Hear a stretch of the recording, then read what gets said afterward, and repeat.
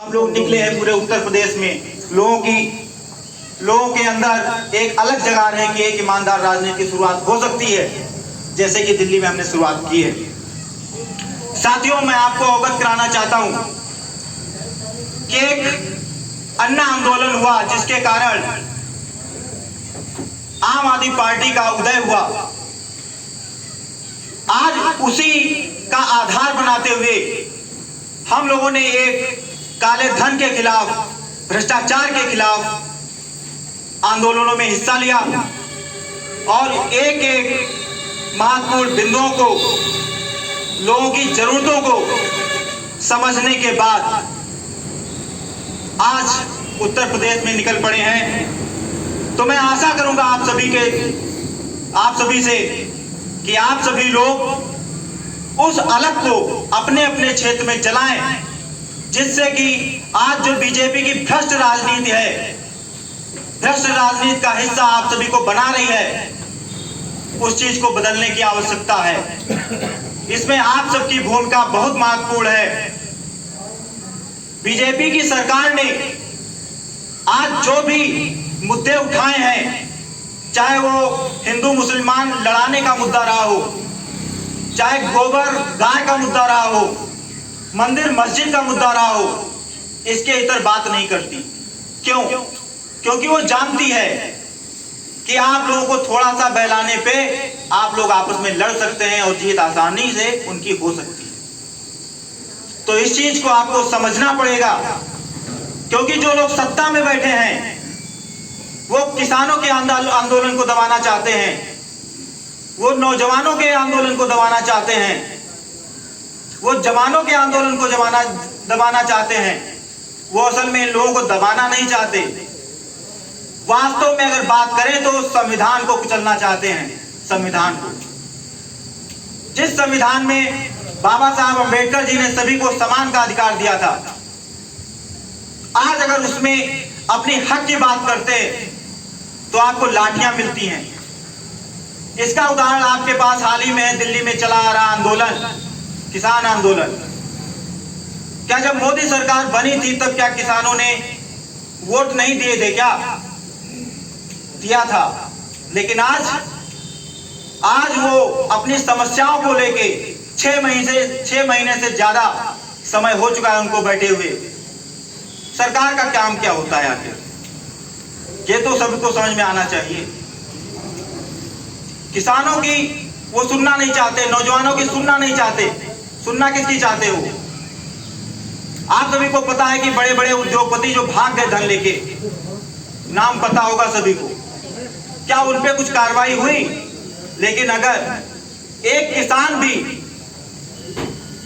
अपना धन वापस जमा नहीं कर पाता, अपना कर्जा वापस नहीं कर पाता, तो उसकी जो गिरवी जमीन रखी है वो जब्त कर ली जाती है, ट्रैक्टर जब्त कर लिया जाता है। ऐसा होता है कि नहीं होता है? लेकिन जो करोड़ों का लेके भाग गए हैं उनका क्या? उन पे कोई कार्रवाई नहीं होती, क्योंकि असल में वो उन्हीं की सरकार है, उन्हीं के द्वारा भगाया गया है। तो मैं आप सभी के साथ, हालांकि यहाँ पे कम समय है तो मैं अपनी बात कम रखूंगा, लेकिन जो है सरकार है, कोरोना काल में ज्यादा से ज्यादा शिक्षक मर गए। सीतापुर के 38 शिक्षक एक्सपायर हो गए, लेकिन सरकार बताती है कि यहाँ सिर्फ और सिर्फ 3 की जो है कोरोना काल में जो है एक्सपायर हुए। वो मौतों का आंकड़ा छुपा रही है, वो लोगों का आंकड़ा छुपा रही है। वो ऑक्सीमीटर, थर्मोमीटर पे धांधली करती है, लाशों पे राजनीति करती है। ये किसी से छिपा हुआ नहीं है। मैं उनकी सरकार के लिए कहना चाहता हूं कि वो आंकड़े लगातार अखबारों में पेश कर देते, मीडिया में पेश कर देते, सिर्फ कागजी होते हैं। अगर जमीनी हकीकत की बात करें तो आप सब जानते हैं जमीनी हकीकत। झूठों ने झूठों से कहा है सच बोलो, झूठों ने झूठों से कहा है सच बोलो, सरकारी ऐलान हुआ है सच बोलो। घर के अंदर झूठों की एक मंडी है, घर के अंदर झूठों की एक मंडी है और दरवाजे पे लिखा है सच बोलो। क्या ये सरकार इसी आधार पे चल रही है। पूरे बीजेपी भ्रष्ट राजनीति का हिस्सा बन चुकी है। हर एक वहां का वक्तव्य झूठा आता है, आप सभी को गुमराह किया जाता है, नौजवान किसान भाइयों को गुमराह किया जाता है। तो उस गुमराही से बचने के लिए आपके पास एकमात्र रास्ता है कि एक नई राजनीति को आप विकल्प के रूप में लेके आइए।